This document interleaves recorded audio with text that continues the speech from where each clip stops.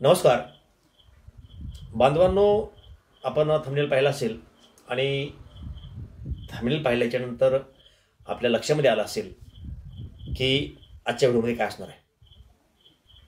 तर प्रथम एक प्रश्नोत्तराच्या माध्यमातून हा विषय पाहू की मराठा आंदोलन भरकटते का.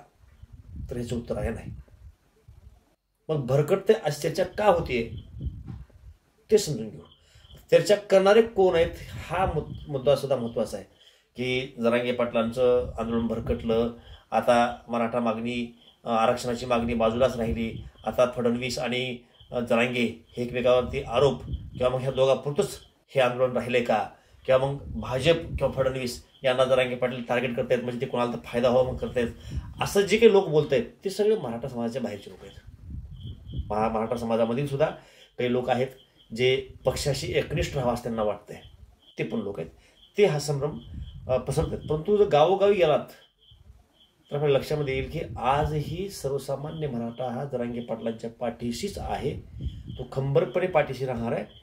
आणि उद्या राजकीय दृष्ट्या जर कुठला निर्णय जरांगे पाटलांनी दिला की आपल्याला असंच करायचे म्हणून, तर त्याच पद्धतीनं आपल्याला काम करायचंय आणि तीच भूमिका घ्यायची. किंवा उघड बोलायचं म्हटलं तर उद्या एखाद्या वेळेला जरांगे पाटील तसं सांगणार नाहीत कदाचित, परंतु जर सांगितलं की आपल्याला ह्या पक्षांना मतदान करायचं नाहीये, ते सोडून मतदान करायचंय, तर मराठा समाज त्याच गोष्टीची अंमलबजावणी करेल.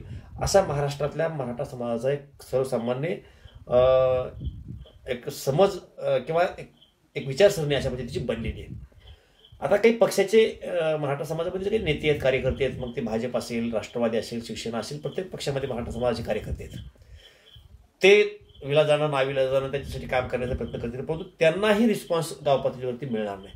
शेवटी मतदार करणारा मतदार हा गाव पातळीवर राहतो आणि त्याच्यामुळं ज्यावेळेस तुम्ही प्रचार करण्यासाठी याल त्यावेळेला मराठा समाज विरोध करणारच आहे. हा झाला मराठा समाजाचा भाग. मग हा जो विषय येतोय भरकटते म्हणून, तर त्याच्या मागे तुम्ही कारण समजून घ्या जरा. हे भरकटत नाहीये, हे आंदोलन भरकटावं या हिशोबानं प्रयत्न चाललेले आहेत. आता एक लक्षात घ्या, आपण अशी पण चर्चा ऐकली की एक मोटरसायकल रॅली निघाली, त्या रॅलीमध्ये शहरामध्येही गुन्हा दाखल झाला आणि ग्रामीण भागातील गुन्हा दाखल झाला. म्हणजे एकाच गुन्ह्यासाठी एक प्रकारचा गुन्हा आहे. समजा एखाद्याचा खून केला असेल, तो पुण्यामध्ये राहतोय आणि प्रॉपर तो लातूरमधला आहे, तर एक तर पुण्यामध्ये गुन्हा दाखल होईल किंवा लातूरमध्ये गुन्हा दाखल होईल. तो पुण्यामधून लातूरला आला, पुण्यामध्ये गुन्हा दाखल झाला आणि लातूरमध्ये गुन्हा दाखल, म्हणजे एकाच प्रकरणासाठी एका घटनेसाठी दोन ठिकाणी गुन्हा दाखल होतो का, न्यायालयाचा भाग आपल्याला माहिती नाही. परंतु ही रॅली निघाली, ह्या रॅलीमध्ये शहरातून रॅली निघाली, ग्रामीण भागात गेल्याच्यानंतर शहरामध्ये बी तो गुन्हा दाखल झाला त्या लोकांवरती, आणि त्याच रॅलीच्या अनुषंगानं ग्रामीण भागात दोन ठिकाणी हे गुन्हे दाखल झाले. हे केल्याच्यानंतर समाज आक्रमक होणार आहे. त्याच्यानंतर आचारसंहिता संचारबंदीची लागू केली. संचारबंदी ही जरांगे पाटलासाठीच फक्त लागू आहे. आता काल म्हणजे मागल्या काळामध्ये हिंगोलीमध्ये सभा वगैरे झाली, शासन आपल्या दारी हा कार्यक्रम झाला. संचारबंदी लागू असतानाच सरकारनं संचारबंदी लागू केली आहे. आणि मग तसं असेल तर संचारबंदीमध्ये नियम आहे की 4-5 पेक्षा जास्त लोक एकत्रित राहू नयेत. परंतु गावागावी एसटी गेल्या, तिथून लोक आणले गेले, मॉबच्या मॉब एकत्रित 50-60 लोक असे घालून, आणि ते कार्यक्रमाला हजर केले. कार्यक्रमामध्ये मोठ्या संख्येत लोक हजर होते. मग सरकारसाठी तो नियम लागू नाही का, हाही प्रश्न होतो. आणि मग जरांगे पाटील कार्यक्रम घेणार असतील तर तो नियम आहे का.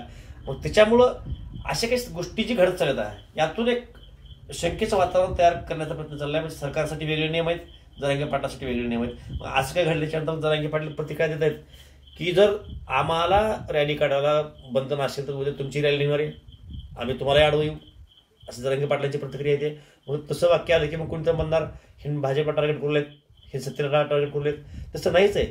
जरांगे पाटलांच्या तोंडी अशी राजकीय भाषा यावी अशा पद्धतीचे एक वातावरण तयार केलं जात आहे. हे प्रथम तुम्ही समजून घ्या. इतराला कोणाला समजून घ्यायचं असेल नसेल, पण तो मराठा समाजामधल्या बांधवांनी ही गोष्ट समजून घेणं गरजेचं आहे. याच्यामध्ये कुठल्या बाकी इतर जातीचा विषय पण नाही, वादाचा पण विषय नाही. काय असतं की आपण एखाद्या व्यक्तीला 4-5 जण थांबले तर आपण एखाद्या व्यक्तीला म्हटलं की हा फार शांत आणि मनमिळावू वृत्तीचा आहे, असं म्हटलं की बाकीच्या लगेच बघायचं नाही, आम्ही भांडत नाही का, असं नसतो तो विषय. आपण एका विशिष्ट व्यक्तीबद्दल बोलतोय म्हणून बाकीचे बॅकली हा अक्कलवाने बोलले की बाकी सगळे बॅकली, असं नसतं ते. मराठा समाज आज आरक्षणाचा विषय मांडतोय. आपल्या जे काही समस्या आहेत त्या समस्या कमी व्हाव्यात ह्या अनुषंगानं आरक्षण हा त्याच्यावरला पर्याय आहे. ह्या अनुषंगानं तो मराठा समाज आरक्षण मागतोय. ह्याचा अर्थ इतर समाजावरती कुठला अन्याय करतोय अशातला भाग नाही आहे. कारण शेवटी एक लक्षात घ्या, देशामध्ये SC ST आणि OBC 3च कॅटेगरी आहेत. कुठलीही जात जर आरक्षणामध्ये जायची असेल तर त्याला OBCमध्ये जावं लागतं. चौथी कॅटेगरीच नाही, आणि चौथी कॅटेगरी केली तर ती टिकणार पण नाही. मग तुम्ही स्वतंत्र आरक्षण घ्या, स्वतंत्र आरक्षण घ्या असे बरेच लोक सांगतायत. शक्य आहे का ते? 50% वर आरक्षण देता येत नाही, 50% मध्ये घ्यायचं नाही.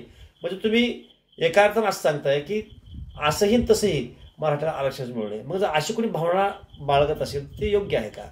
हा सुद्धा विचार. आपली संस्कृती पहा तुम्ही. आपण जर घरी जेवायला बसलो तर लोक बाहेरून कोणी आलं कोणी तर आपण म्हणतो या जेवण करू. आपली परंपरा आहे की ताटामध्ये येऊन त्याला जीव घालायची. मग आज मराठा समाज एक OBC नावाचं एक ताट आहे. त्या ताटाभोवती सुरुवातीला काही 50-50-100 जाती होत्या. त्यानंतर वेळोवेळी वेगवेगळ्या जाती आल्या, त्याच्या अवतीभोवती बसल्या. ते येण्याच्या पूर्वी त्या बाहेरच होत्या. त्यावेळेला वाटायचं ते आम्हाला मध्ये घ्या म्हणून, त्यावेळेला तुम्ही बाहेरले होतो. आज मध्ये गेले की तुम्हाला वाटतं आमच्यावरती अन्याय होतोय, ते आमच्या हक्काचं आहे. तुमच्या हक्काचं कसं? ते त्या प्रत्येकाच्या हक्काचं आहे जे मागास ठरलेले आहेत. म्हणजे ते ताट त्या लोकांसाठी आहे की ह्या देशामध्ये जे जे कोणी मागास ठरतील अशा जातीसाठी ते ताट आहे. ते आमचं आहे, इतरांनी येऊ नये हा अठ्यास चुकीचा आहे. हा एक निश्चितपणे आहे. सर्वांनी ही गोष्ट मान्य करावी, मागणी करावी की 27%ची जी कॅप आहे ती उठवून 27%च्या ऐवजी 37% करा, 40% करा अशी मागणी केली तर ती एखाद्याच रस्ता आहे. पण महाराष्ट्राला एकूण बी आरक्षण नको, तिकून बी आरक्षण नको, 50%च्या वरचं त्या शक्यच नाही. 50%च्या वर गेलं की ते तिकडून ते सदावरती बसलेलेच आहेत. ते म्हणतात की ओपनच्या जागा आम्ही कमी होतात. म्हणजे ह्याचा अर्थ काय होतो? हे नियोजन काय चाललंय? म्हणजे तिकडून आरक्षण नको, इकडून आरक्षण नको, मराठ्याला आरक्षणच नको असं नाही होत. त्याच्यामुळं संभ्रमाचं वातावरण तयार केलं जातंय, परंतु मराठा समाजामध्ये कुठल्याही प्रकारचा संभ्रम नाही आहे. येणाऱ्या काळामध्ये मराठा समाज हा एकसंघ राहणारच आहे, आजही आहे. आता एक पहा, या 3ऱ्या टप्प्यामध्ये जरांगे पाटील महाराष्ट्रामध्ये दौरे करतात, संवाद बैठका करतात. ह्या संवाद बैठकाला गर्दी कमी दिसते किंवा प्रसिद्धी पण फारशी दिसत नाही आहे. आणि त्यामुळे संभ्रम तयार. मग काही लोक म्हणतात की आता गर्दी राहिलेली नाही वगैरे. तर हा संभ्रम पसरवणार नाही. एक पहिला मुद्दा लक्षात घ्या की TV9 असेल, ZTV असेल, ABP असेल, लोकशाही असेल, ह्या ज्या काही न्यूज चॅनल आहेत, हे न्यूज चॅनल आता जरांगे पाटलाचं हा दौरा आहे ते कव्हरेज करत नाहीत, त्याचं कव्हरेज ते घेत नाहीत किंवा ते दाखवत नाही आहेत. त्यामुळे यूट्यूबवरती असेल, TV वरती असेल ते कमी दिसतंय. हे कोण दाखवू लागले? जे युट्यूबर्स आहेत वेगवेगळ्या ह्याचे, ते युट्यूबर्स हा कार्यक्रम दाखवत आहेत. परंतु गाव पातळीवरती गेल्याच्या नंतर जरांगे पाटलांना जो काही रिस्पॉन्स मिळतोय तो प्रचंड आहे, आजही आहे. तो दिसत का नाही? तो दाखवलाच जात नाहीये. आणि मुळामध्ये या बैठका आहेत, ह्या सभा नाही आहेत, बैठक असल्यामुळं जरांगे पाटलांनी सुरुवातीला सांगितलं की ह्या वेळेला JCB नको, हार नको, मोठे कार्यक्रम नको, आपण संवाद बैठका घेऊ आणि ठरवू की काय आपल्याला करायचे का. सरकारनं जर आरक्षण नाही दिलं तर आपण काय करायचं, आणि त्यावरती चर्चा चालू आहेत. त्यामुळं मराठा समाजानं सुद्धा ज्यांना कोणाला हा संभ्रम होत असेल किंवा मराठा समाजामधलेच काही विद्वान जे पक्षाला एकनिष्ठ आहेत ते आज संभ्रम पसरवत असतील की आता नाही ते मोडून गेलं, त्या लोकांचं ऐकत बसू नका. आणि ही लोकांचा रिस्पॉन्स आहेच. आणि तुम्ही प्रत्येकाने स्वतःला प्रश्न विचारा ना की तुम्ही जरांगे पाटलाला विसरलेत का? जर तुम्ही विसरला नसाल तर एखाद्या वेळेला कार्यक्रमाला कोणी गेला असाल, कोण्या कार्यक्रमाला गेला नसाल, हा टॉपिक वेगळा. परंतु उद्या जरांगे पाटलांनी जर कुठली गोष्ट सांगितली तर तो आदेश मानून मराठा समाज तेच करणार आहे. आणि त्यामुळं हे सर्व कदाचित सरकारच्या लक्षात आलं असावं. त्यामुळे त्यांनी सुद्धा सगळेसोयीची जी काही हा कायदा आहे आचारसंहिता लागण्याच्या पूर्वीच तो लागू केला जाईल असंही बोलत होते. अशी चर्चा पण चालू आहे सध्या. तसं व्हावं आणि तसं झालं तर निश्चितपणे आज ज्या सरकारनं मराठ्याला न्याय दिला आहे त्या सरकारवरती गुलाल उधळायला काहीच हरकत नाही. आणि जरांगे पाटील सुद्धा वारंवार तेच सांगतात. त्यामुळं मराठा आरक्षणाचा जो काही आंदोलन आहे ते भरकटलंय का? तर निश्चितपणे नाही. समोरून ज्या पद्धतीचे प्रश्न येत आहेत त्या पद्धतीची उत्तरं दिली जात आहेत. हा पहिला विषय. दुसरा विषय, याच्या पाठीमागं कुठला राजकीय पक्षाचा हात आहे का? तर निश्चितपणे नाही. ह्या आंदोलनाच्या पाठीमागं सर्वसामान्य मराठ्यांचा हात आहे. जरांगे पाटील हे आता राजकीय भाषा बोलत असल्यामुळे त्यांनी राजकारणामध्ये काही इंटरेस्ट घेऊ लागलेत का? तर निश्चितपणे नाही. कारण समोरून जो प्रश्न येतोय त्या प्रश्नाचं ते उत्तर आहे. समोरला प्रश्न जर राजकीय असेल तर त्याला उत्तर पण राजकीयच येणार आहे. त्याच्यामुळे त्या प्रश्नाचे फक्त उत्तर आहेत, हे फक्त समजून घ्यायचंय. आपण समजून घ्यायचं की काय बोलायला भाग पाडू लागले. त्यामुळं कुठलाच काही नाही. उलट मी असं म्हणेन की सरकार जर सुडबुद्धीनं वागत असेल तर आणखीन मराठा खंबीरपणे जरांगे पाटलांच्या पाठीशी उभा राहणार आहे. कारण न्याय तिथूनच मिळणार आहे.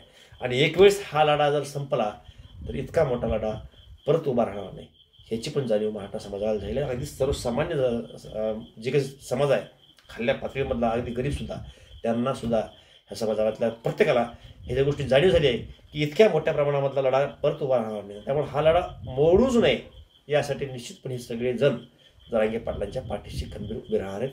जे काही नगरने थोडे बहुत मराठा बांधव आहेत जे याच्या अपोजिट वागण्याचा प्रयत्न करतायत एक पक्षनिष्ठा म्हणून, त्यांनासुद्धा विनंती आहे की तुम्ही पक्षनिष्ठा सोडू नका, परंतु घराच्या बाहेर निघू नका. तुम्ही तुमच्यापुरतं करा, परंतु इतरांपर्यंत मराठा समाजापर्यंत जाऊ नका. जो काही सामूहिक निर्णय होईल त्या निर्णयामध्ये आपण सहभागी व्हावं अशी विनंती त्यासुद्धा लोकांना आहे. आणि मराठा बांधव तर एक संघ आहेतच, पण जर कुठं काही कुशंका होत असेल तर कुशंका बाळगू नका. तो माणूस आणखी आपल्यासाठी प्रामाणिकपणे काम करत राहील. या बाबतीमध्ये आपली मतं निश्चितपणे कमेंटला कळवा. जय महाराष्ट्र.